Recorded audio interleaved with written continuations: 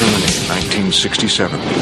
The children of the Nazi generation have grown up in the ruin their parents created. They vowed fascism would never rule their country again. In their fight for freedom, they lost themselves in the cause. Da sind mehr von uns drin als draußen. And ignited a revolution around the world. The Baader-Meinhof complex, based on the true story of the Red Army faction. Come on, pigs of Western civilization. Eat more grease. Eat. More marbled sirloin, more pork and gravy. Lard up the dressing. Fried chicken in boiling oil. Carry it dribbling to gray climes, snowed with salt. Little lambs covered with mint roasted racks, surrounded by roast potatoes wet with butter sauce. Buttered veal medallions in creamy saliva. Buttered beef by glistening mountains of French fries, stroganoffs in white-hot sour cream, chops soaked in olive oil, surrounded by olives, salty feta cheese, followed by Roquefort Blue and Stilton, thirsty for wine, beer, Coca-Cola, Fanta, Champagne, Pepsi, Retsina, Arak, whiskey, vodka. Ah! You know the day destroys the night, night divides the day. Tried to run. I don't know how one old hippie listening to this show can't be having a great time. Welcome back to the Savage Nation, all you old hippies. All you young hippies. All you future hippies. All you non-hippies. All you ex-hippies. And all you Obama hippies. Welcome to the Savage Nation. So here I am, trying to show you the connection between Obama and the Marcuse school of quiet socialism that has gone on in this country, and how he is, let us hope, the last in a long line of those who have gone into the administration, into the system to corrupt it and overturn it and turn it into a socialist system. He was not the first, but let's hope that Obama, being so radical and so immature and trying to push through so much so fast, has awakened the sleeping giant of America. All the men who packed the silos with corn finally have awakened to what has happened to their country. All of the men who raise pigs and cows and wheats and soy. All of the men and women who drive the tractors and drive the trucks. All the men who ride jackhammers and work on the high rises, the low rises, ride the low riders, the high riders.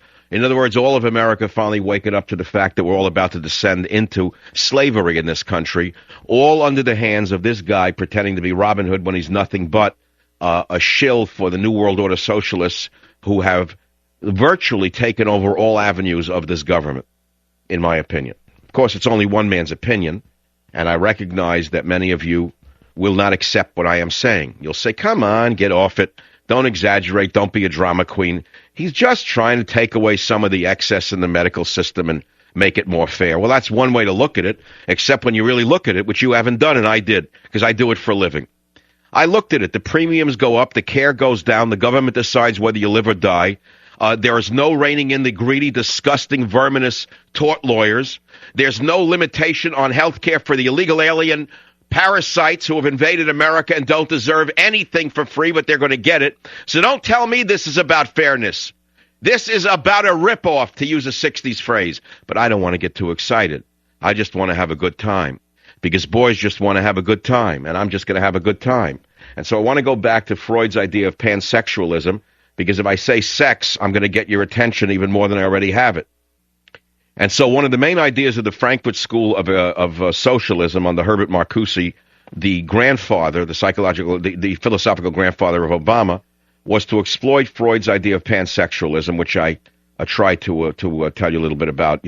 Attack the authority of the father, search for pleasure at all costs, always tell the people that they deserve pleasure, should have pleasure, must have pleasure, will have pleasure, don't deny pleasure. Pleasure's the reason you're not feeling good. Your doctor says have pleasure. How come you're not having pleasure? Why don't you have pleasure? Why are you denying pleasure? Have pleasure, do it in the road. Wherever it feels good, do it. Have it in the road, do it in the road. Sex is good for you. Have pleasure, do pleasure, be pleasure. You are pleasure. You are only the pleasure principle. You're all id. You're no ego. You're no super ego. You're nothing but a walking id. You're nothing but a walking id. You're nothing but a walking id. Have pleasure, have pleasure, have pleasure, have pleasure. Porn here, porn there. Here's porn, there's porn.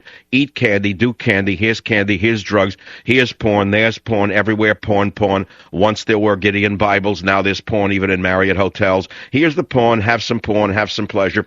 It's good for you. Destroys the marriage, destroys the family, destroys the kids.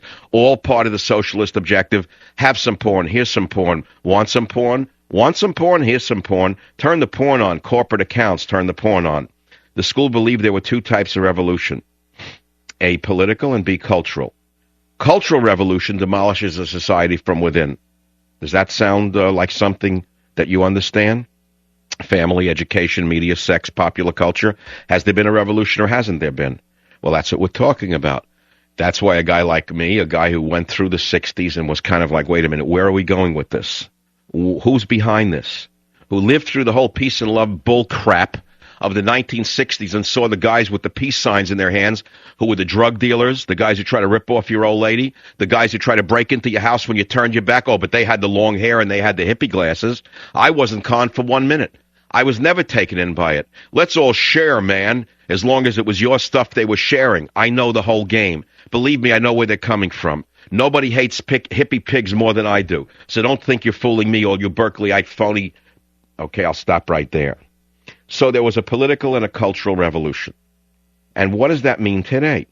What it means today is that the witch hunt that you are seeing on today's campuses, the witch hunt you are seeing, for example, going on against Michael Savage wherever you turn, the blacklisting of Michael Savage in Britain, the blacklisting by certain advertising agency, the fear amongst certain people about Michael Savage, all unfounded because I'm actually the true patriot. I'm actually representative of America.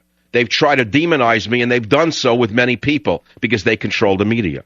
So the witch hunts that are going on today in the media on the campuses is the implementation of Marcuse's concept of repressive toleration. Write this one down. What is repressive toleration? It is the tolerance for movements from the left, but intolerance for movements from the right. And that is exactly what we're living through on the universities, in the media.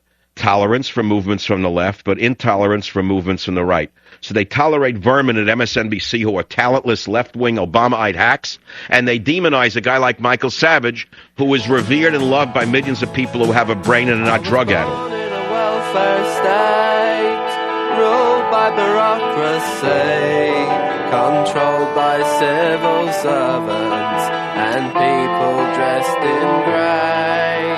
Got no privacy, got no liberty, 'cause the 20th century people took it all away from you.